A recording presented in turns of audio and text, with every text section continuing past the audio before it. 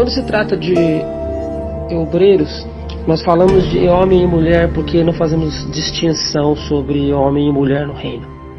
Meu nome é Carlos Jonatas Pacheco e esse estudo é a primeira parte do estudo sobre obreiros.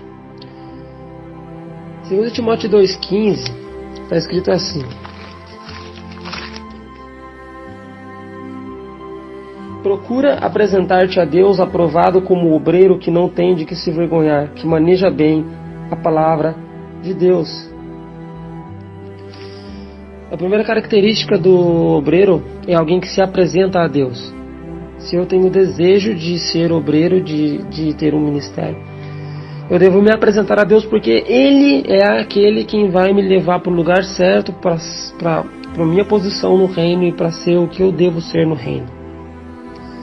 A Bíblia fala que é dele que vem a vontade de fazer e é dele que vem a força para fazer. Então, se eu estou nele, se eu me apresento a ele, ele me coloca na posição que é para mim estar. E eu estando na posição que é para mim estar, ele vai agir através de mim com os dons emprestados para mim, para que o meu ministério flua de forma sobrenatural e a unção esteja sobre mim. A unção é a ferramenta de Deus para que eu possa fazer coisas que naturalmente eu não faria. A primeira característica lógica de um obreiro é que ele seja convertido, uma nova criatura, como está em 2 Coríntios 5,17. Ser uma nova criatura é algo que exige de nós um divisor de águas na nossa vida, de quando a gente aceitou Jesus para cá. O que é esse divisor de águas? Eu sou uma nova criatura, eu tenho novos pensamentos, a partir de agora eu ouço a voz de Deus no meu coração, na minha consciência. Isso faz com que eu pense coisas que eu não pensava antes e que eu não pense mais coisas que eu pensava antes.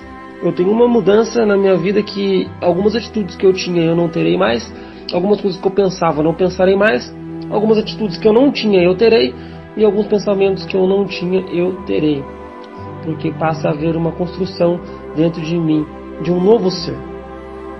E isso faz com que eu esteja preparado para o meu chamado e ministério dentro do reino de Deus. Então, ser convertido é primordial. Muitas pessoas frequentam uma igreja ou um grupo e não são convertidos.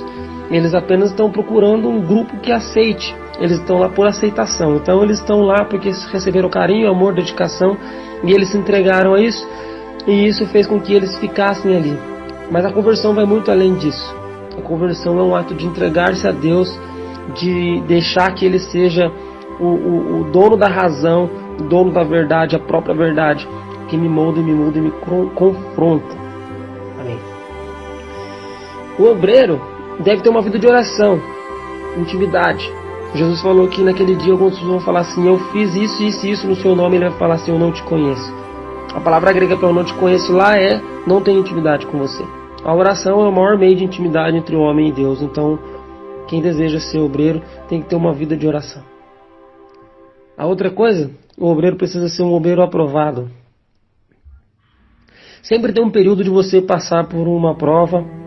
É muito importante que você seja liderado por alguém que vai te ajudar a moldar isso, que vai fazer com que você trilhe o caminho de ser provo e que você aprenda e que você experimente. Alguém que já tem um ministério é importante para a sua vida, para que ele possa te cobrir, te liderar e te ensinar sobre os caminhos de Deus, sobre as verdades de Deus, para que você se capacite. Porque uma das coisas que alguém que está querendo ser obreiro mais deve fazer é se capacitar. E a Bíblia diz também que deve ser alguém que maneje bem a palavra da verdade. Então é alguém que deve ter um conhecimento bíblico. O ministério requer que você tenha um conhecimento bíblico, pelo menos básico, que você possa saber explicar sobre as questões essenciais da fé cristã e que você saiba que a Bíblia é o pilar do cristianismo, como na questão de legislação, na questão de verdade. Tudo deve ser baseado nela. Tudo deve ser tirado dela. Tudo quanto é conceito que eu tenho, eu devo ser baseado na Escritura, na palavra. Então, a palavra é tudo que um obreiro precisa ter o conhecimento que ele precisa ter da palavra para que ele possa instruir outros, não com seus próprios pensamentos, não com suas próprias filosofias, nem com a filosofia de ninguém, mas com a verdade de Deus descrita na própria Bíblia. O conhecimento bíblico é imprescindível. E aqui eu vou dar uma passada rápida em algumas coisas de 1 Timóteo 2, mas a gente vai falar mais profundamente no próximo áudio. Admoesto depois aqui 1 Timóteo 2:1.